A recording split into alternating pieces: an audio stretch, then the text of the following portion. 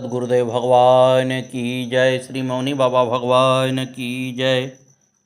आज की कथा में भस्म स्नान का महत्व, ऊर्ध्वपिंड, नामानुचार विधान, संध्योपासना तथा महात्मा का कथा बताई जाएगी। साहब, पुराने जमाने की बात है। एक बार एक गुरु और शिष्य कहीं चले जा रहे थे। रास्ते में वे विभिन्न विषयों पर चर्चा कर रहे थे। इसी क्रम में त्याग बनाम संचय पर बहस शुरू हो गई। गुरु का कहना था कि त्याग में सुख और आनंद है, वहीं शिष्य का कहना था कि संचय में ही वास्तविक आनंद की प्राप्ति होती है। दोनों ही अपने अपने कथन पर दृढ़ थे। दोनों ही अपनी बात के पक्ष में तर्क पर तर्क प्रस्तुत करते जा रहे थे। चलते चलते सूर्यास्त हो गया और सामने नदी आ गई। गुरु जी त्यागी थे, इसलिए उनके पास नाविक को देने के लिए पैसे न थे। शिष्य संचयी था, उसके पास पैसे तो थे पर देने में वो संकोच कर रहा था। रात होने लगी तो शिष्य घबरा गया कि कहीं रात में कहीं जंगली जानवर खा गए तो। डरते हुए अंततः उसने पैसे निकाले, अपना और गुरु जी का भाड़ा दिया। इस पर वे दोनों नदी पार कर गए। नौके से उतरने के बाद शिष्य बोला, गुरु जी, मैं कहता था न कि संचय में ही सुख है। यदि मेरे पास पैसे संचित न होते तो कैसे नदी पार करते। गुरु बोले, वत्स, जब तक तुम पैसे संचित रखे तब तक नदी के पार ही खड़े रहे। जब पैसे का त्याग किया, यानी पैसे नाविक को दिए, तभी नदी पार कर सके। यदि त्याग न करते तो यहाँ तक कैसे पहुँचते। अतः त्याग में ही सुख है। सद्गुरुदेव भगवान की जय। एक बार गायत्री देवी जंगल में काम कर रही थी। मौनी बाबा कहीं घूमने गए थे। इन्होंने सोचा आज तो बाबा कहीं गए हुए हैं, अतः साग सब्जी क्या लेके चलूं। तो ये 2 रूखी रोटी लेकर जंगल में गई। काफ़ी समय खेतों में काम करते बीत गया और जोर की भूख लगने लगी। हाथ मुंह धोकर ये खेत पर से 2 हरी मिर्चा तोड़ी। अभी टिफिन खोलकर पहला ग्रास तोड़ा ही था कि मौनी बाबा आ गए। उनको देख वे संकोच में आ गई कि आज तो साग सब्जी कुछ लाई नहीं। इन्होंने झटपट टिफिन बंद किया कि गांव जाकर जल्दी से बाबा के लिए कुछ साग सब्जी भोजन ले आऊं। मौनी बाबा बड़े प्रेम से कहने लगे, अरे गांव न जाई हो, 1 रोटी हम खाई, 1 तू खा ले। गायत्री ने कहा, बाबा साग सब्जी कुछ तो ले आऊं, परंतु भगवान तो खाने बैठ गए। 1 रोटी हरी मिर्च से उन्होंने खाई, 1 गायत्री देवी ने खाई। भगवान बोले, विदुर के घरे भगवान ने रूखी सूखी बड़े स्वाद से खाई। आज जंगल में बैठकर हरी मिर्च से रोटी खाने में कितना स्वाद आ रहा है। गायत्री वह दिन और उस दिन रोटी का स्वाद आज तक नहीं भूली हैं। गुरुदेव महाराज की जय। एक बार मौनी बाबा बनारस जा रहे थे। वे भी दौड़कर पहुंची और कहने लगी, बाबा हमें भी अपनी जन्मभूमि दिखा दो। मौनी बाबा के साथ मास्टर साहब वीरचंद, पदम सिंह आदि कोड़नियाँ जा रहे थे। बाबा हंसते हुए कहने लगे, अरे पंडित, इसे पहिए से लटका कर ले चलो जन्मभूमि। मास्टर जी कहने लगे, बाबा इसे बुखार है और जाने की तैयारी में है जन्मभूमि। वे सब चल पड़े और इन्हें घर ही छोड़ गए। अभी वे बुलंदशहर ही पहुँचे होंगे कि इनका बुखार गायब हो गया। ये बिल्कुल ठीक हो गई और सारे काम दौड़ दौड़ कर निपटाने लगी कि इनके ससुर ये न कहें कि लड़का चला गया, अब काम कौन करेगा। इनके मन में सदा भाव रहा कि मास्टर साहब मौनी बाबा के संग जाते हैं तो कोई उन्हें कुछ न कहे, सदा इनका भला ही होगा। गुरुदेव महाराज की जय। श्री नारायण कहने लगे, जो मनुष्य शरीर में भस्म लगे हुए प्राणी संत को धन वस्त्रादि भेंट करता है, उसके सभी पाप नष्ट हो जाते हैं। तीनों संध्याओं के समय श्वेत भस्म से त्रिपुंड धारण करने वाला शिवलोक प्राप्त करता है। जो योगी तीनों संध्याओं में पैरों के तलवे से लेकर मस्तक तक नित्य भस्म स्नान करता है, वह सभी पातकों से मुक्त हो जाता है। भस्म स्नान जल की अपेक्षा करोड़ों गुना अधिक फल देने वाला है। भस्म स्नान से पवित्र और कोई स्नान पवित्र नहीं है। शिव जी ने जब भस्म स्नान किया तभी से ब्रह्मादि ने भी स्नान किया। भस्म स्नान करने से अभक्ष्य भोजन भी भक्ष हो जाता है। जल स्नान के पश्चात श्रद्धा से जो भस्म स्नान करता है वह ब्रह्मचारी, गृहस्थी अथवा वानप्रस्थी कोई भी हो, वह सभी पापों से मुक्त हो जाता है। ज्वर, राक्षस, पिशाच, पूतना रोग, कुष्ठ, गुल्म रोग, सभी प्रकार का भगंदर रोग, 80 प्रकार के वात रोग, 64 प्रकार के पित्त रोग, 105 प्रकार के कफ रोग, बाघ आदि जंतुओं का भय, चोरों का भय और अन्य प्रकार के दुष्ट ग्रह, ये सब भस्म स्नान से उसी प्रकार नष्ट हो जाते हैं जैसे सिंह के द्वार हाथी विनष्ट कर दिए जाते हैं।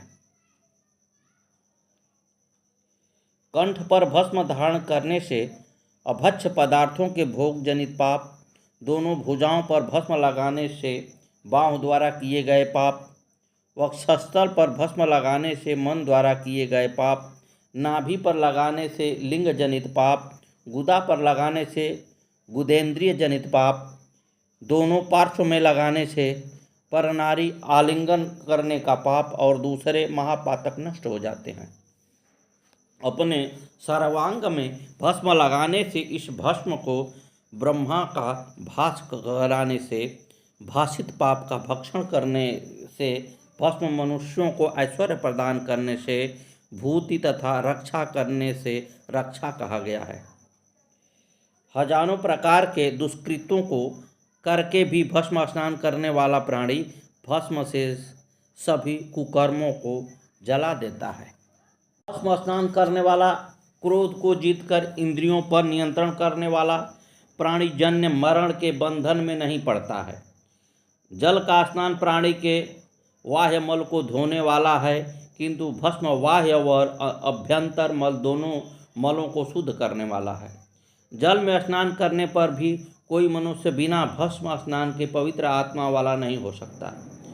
विधि पूर्वक शौच स्नान करने के बाद भी कोई द्विज भस्म स्नान के बिना पवित्र अंतःकरण वाला नहीं हो सकता। अपान वायु निकलने पर, जम्हाई आने पर, दस्त हो जाने पर, कफ निकलने पर प्रयत्न पूर्वक भस्म स्नान करना चाहिए। ब्राह्मण, क्षत्रिय और वैश्य, इनको द्विज कहा गया है। इनको प्रतिदिन भस्म से त्रिपुंड धारण करना चाहिए। हे ब्राह्मण, जिनका उपनयन हो चुका है उसे द्विज कहते हैं। अतः द्विज को श्रुति विहित त्रिपुंड धारण करना चाहिए। बिना भस्म धारण किए सत्कृत्य करना व्यर्थ ही समय व धन बर्बाद करना है। जिस प्रकार पानी धन मड़ियों का संग्रह करता है, उसी प्रकार भस्म का संग्रह करना चाहिए। भस्म धारण न करने वाला जो फल खाता है वह नरक में जाता है। विभूति धारण न करने वाला शिव पूजा का अधिकारी नहीं है। जिस प्रकार यज्ञोपवीत से विहीन द्विज संध्या करने का अधिकारी नहीं है, उसी प्रकार भस्म विहीन रहने पर भी द्विजों को संध्या नहीं करनी चाहिए। गायत्री का जाप भी भस्म धारण करके ही करना लाभकारी होता है। हे मुनिश्रेष्ठ, गायत्री को ही ब्रह्मणत्व का मूल कहा गया है। भस्म धारण न करने पर कोई भी उस गायत्री का उपदेश देने का अधिकारी नहीं हो सकता। हे मुने, उसी प्रकार जब तक अग्निहोत्र जनित भस्म ललाट आदि अंगों में धारण नहीं की जाती, तब तक किसी को भी गायत्री मंत्र लेने का अधिकारी नहीं है। श्री नारायण कहने लगे, द्विजों को सदैव श्रोताग्निजन्य या अस्माताग्निजन्य भस्म के अभाव की स्थिति में लौकिकाग्निजन्य भस्म ही धारण करनी चाहिए। भस्म सदा पवित्र होती है। भस्मनिष्ठ मनुष्यों में पाप प्रविष्ट नहीं होता। दाहिने हाथ की तीनों अंगुलियों से तर्जनी, मध्यमा, अनामिका 6 अंगुली तक का अधिक एक नेत्र से लेकर दूसरे नेत्र तक दे दीप्यमान भस्म से त्रिपुंड लगाने वाला प्राणी साक्षात रुद्र रूप हो जाता है। अनामिका को आकार, मध्यमा को उकार तथा तर्जनी को मकार कहा गया है। अतः त्रिपुंड त्रिगुणात्मक है। भस्म के महात्म के संबंध में मैं तुमको एक इतिहास सुनाता हूँ। एक समय तपस्वियों के शिरोमणि श्री दुर्वासा स्वर्ग में भस्म धारण किए हुए पितृलोक में हे शिव, हे पार्वती, हे जगदम्बे इन नामों का उच्चारण करते हुए पधारे। उनको देखकर कव्यवाट, अनल, सोम, यम, आर्यमा, वही खद, अग्निवत्ता, वही गद, सोमपा आदि पितरों ने उनका अभिवादन कर आसन आदि उपचारों से सम्मान दिया। उसी प्रकार कुंभीपाक नरक में पड़े हुए पापियों का भयंकर करुणाक्रंदन सुनाई दिया। आवाज आ रही थी, हम मर रहे हैं, हम जल रहे हैं, हमको काटा जा रहा है, ऐसे चिल्लाकर रुदन कर रहे थे। उनके रुदन को सुनकर मुनि दुर्वासा ने पितृदेवों से पूछा, यह किन लोगों का चिक्कार सुनाई दे रहा है?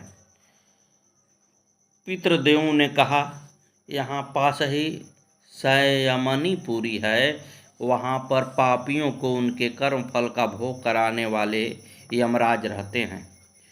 उस पुरी में काल रूप काले रंग वाले भयानक दूतों के साथ यमराज रहते हैं।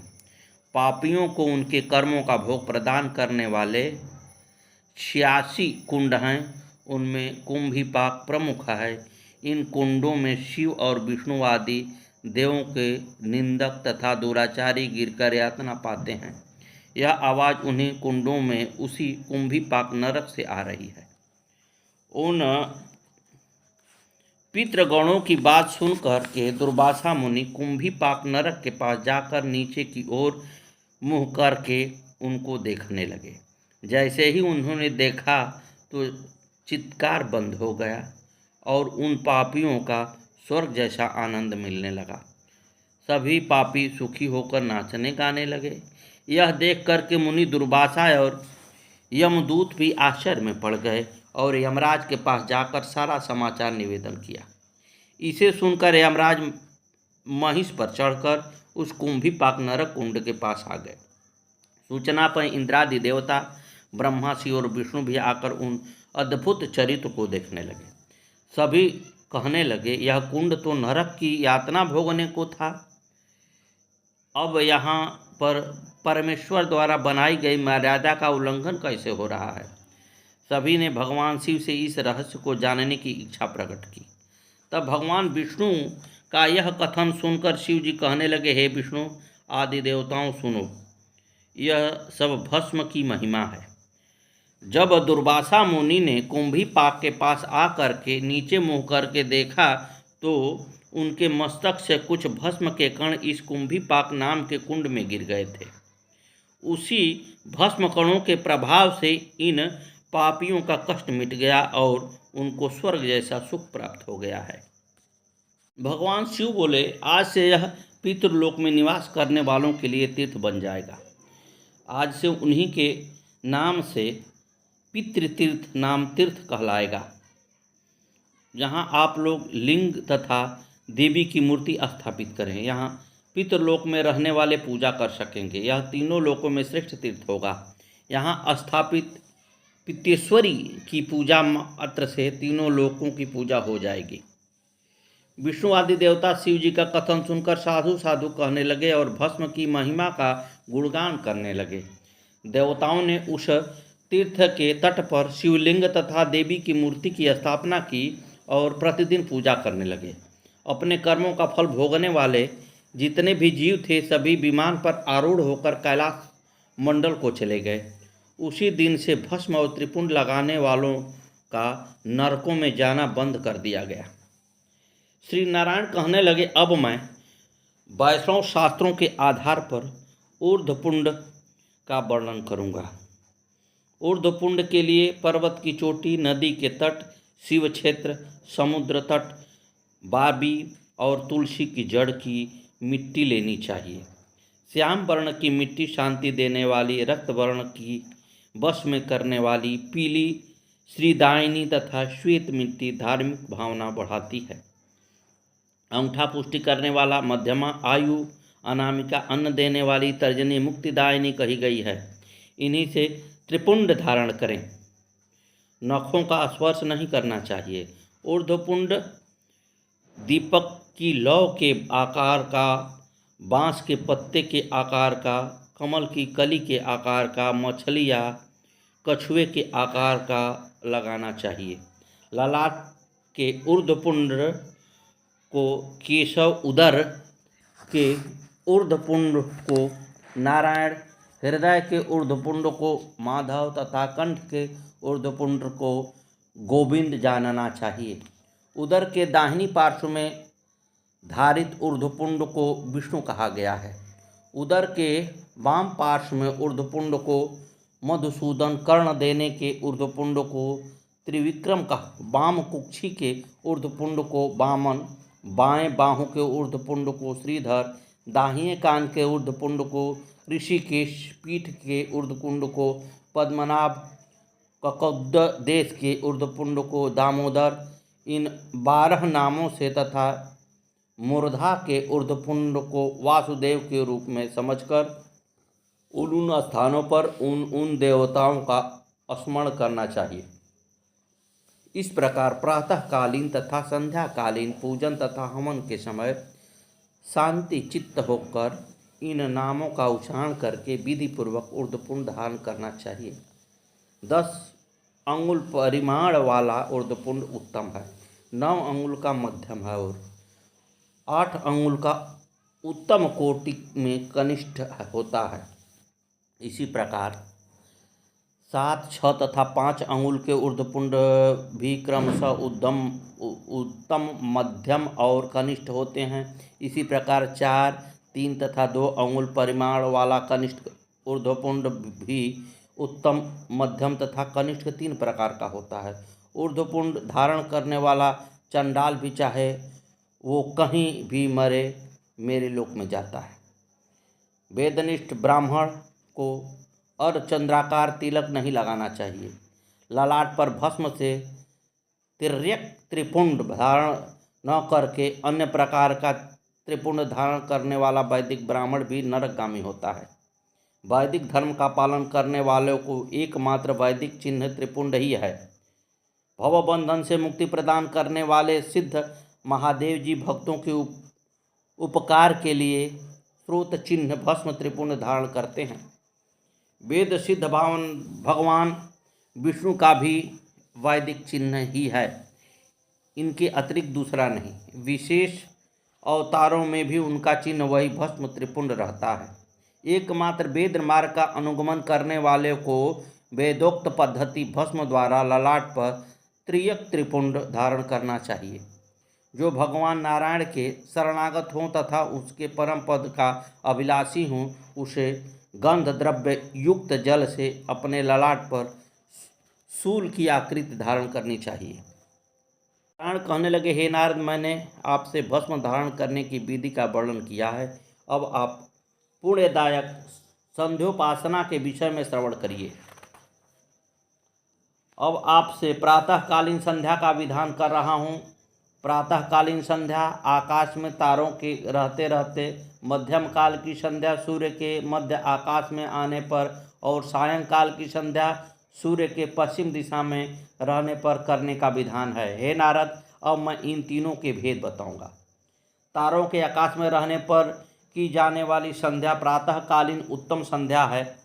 तारों के लुप्त होने से लेकर सूर्योदय के बीच के समय की संध्या मध्यम और सूर्योदय होने पर की जाने वाली संध्या अधम है।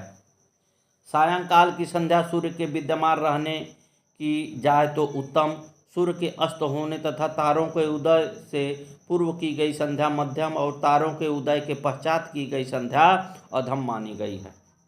अतः द्विज को उत्तम संध्या करनी चाहिए। सूर्य के उदय तथा अस्त के समय 3-3 घड़ी तक संध्या करनी चाहिए। समय बीतने पर संध्या करने के लिए 3 की जगह 4 बार आचमन करना चाहिए। 108 बार गायत्री मंत्र का जाप करना चाहिए, तभी संध्या बंदन करें। घर में की गई संध्या साधारण, गौशाला में की गई मध्यम, नदी के तट पर की गई संध्या उत्तम और देवी के मंदिर में की गई संध्या सर्वोत्तम संध्या कहलाती है। संध्योपासना देवी की उपासना है, अतः देवी की सान्निधि में ही तीनों कालों प्रातः, मध्यम, सायं को संध्या करनी चाहिए। ये उन्हें अत्यंत अनंत फल प्रदान करती है। ब्राह्मण के लिए इन गायत्री के अतिरिक्त अन्य देवता नहीं हैं। इनकी उपासना संपूर्ण वेदों का सार स्वरूप है। ब्राह्मण आदि देवता भी संध्योपासना के समय गायत्री का ध्यान तथा जप करते हैं। गायत्री की उपासना शक्त, शैव और वैष्णव सभी करते हैं, अतः प्राणी भी आदि शक्ति गायत्री की उपासना करते हैं। केशव आदि नामों से आचमन करने के बाद प्राणायाम करने के अनंतर संध्योपासना करें। केशव, नारायण, माधव, गोविंद, विष्णु, मधुसूदन, त्रिविक्रम, वामन, श्रीधर, श्रीकेश, पद्मनाभ, दामोदर, संकर्षण, वासुदेव, प्रद्युम्न, अनिरुद्ध, पुरुषोत्तम, अथोत्थज, नारसिंह, अच्युत, जनार्दन, उपेंद्र, हरि तथा श्री कृष्ण, इन 24 नामों के पूर्व ओंकार तथा अंत में स्वाहा जोड़कर आचमन करें और इन्हीं नामों से पूर्व में ओंकार तथा अंत में नमः लगाकर शरीर के विभिन्न अंगों का स्मरण करना चाहिए। ओम केशवाय नमः, आदि केशवाय स्वाहा, माधवाय स्वाहा, ओम नारायणाय स्वाहा, इनसे आचमन करें। ओम गोविंदाय नमः, ओम विष्णवे नमः, ये से दोनों हाथों को प्रक्षालन करें। पुनः मधुसूदन तथा त्रिविक्रम, इन दो नामों से अंगूठे के मूल द्वारा दोनों होठों का प्रक्षालन और वामन तथा श्रीधर, इन नामों से मुख का मार्जन करना चाहिए। ऋषिकेश नाम से बाएं हाथ का, पद्मनाभ से दोनों पैरों का, दामोदर नाम से सिर का प्रक्षालन करें। इसी प्रकार संकर्षण आदि देव नामों से 12 अंगों का स्पर्श करना चाहिए।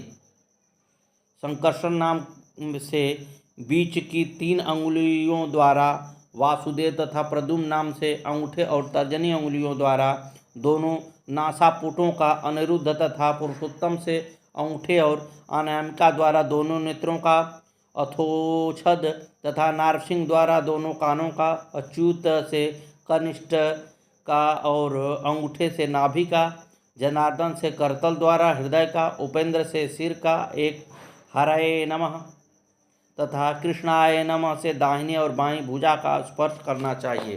कृष्णाय नमः। बुद्धिमान व्यक्ति को चाहिए कि दाहिने हाथ से जल पीते समय बाएं हाथ से उसे स्पर्श करता रहे। गाय के कान जैसी हाथ की मुद्रा बनाकर 1 मास जल से आचमन करना चाहिए। इससे अधिक या कम जल का आचमन सुरापान समझना चाहिए। 1 माख जल। दाहिने हाथ की कनिष्ठिका तथा अंगूठे को अलग कर शेष 3 अंगुलियों को सटाकर दाहिने हाथ से आचमन करना चाहिए। सद्गुरुदेव भगवान की जय। अस विचारी प्रगटौ निज मोहु, हरहु नाथ करि जन पर छोहु। राम नाम करय अमित प्रभावा, संत पुराण उपनिषद गावा। यही सोचकर मैं अपना अज्ञान प्रकट कर रहा हूँ। हे नाथ, सेवक कृपा करके इस अज्ञान का नाश कीजिए। संतों, पुराणों, उपनिषदों में राम नाम के असीम प्रभाव का गान किया गया है। संतत जपत शंभु अविनाशी, शिव भगवान ज्ञान गुण राशि। आकर चारि जीव जग अहि, काशी मरत परम पद लहि। कल्याण स्वरूप ज्ञान और गुणों की राशि अविनाशी भगवान शंभु निरंतर राम नाम का जप करते रहते हैं। संसार में 4 जाति के जीव हैं। काशी में मरने से सभी को परम पद की प्राप्ति हो जाती है। सोई राम महिमा मुनिराया, शिवोपदेशु करत करिदाया। राम कवन प्रभु पूछऊँ तोहि, कहिय बुझाई कृपा निधि मोहि। हे मुनिराज, यह भी राम की ही महिमा है, क्योंकि शिव जी महाराज दया करके काशी में मरने वाले जीव को राम नाम का ही उपदेश करते हैं।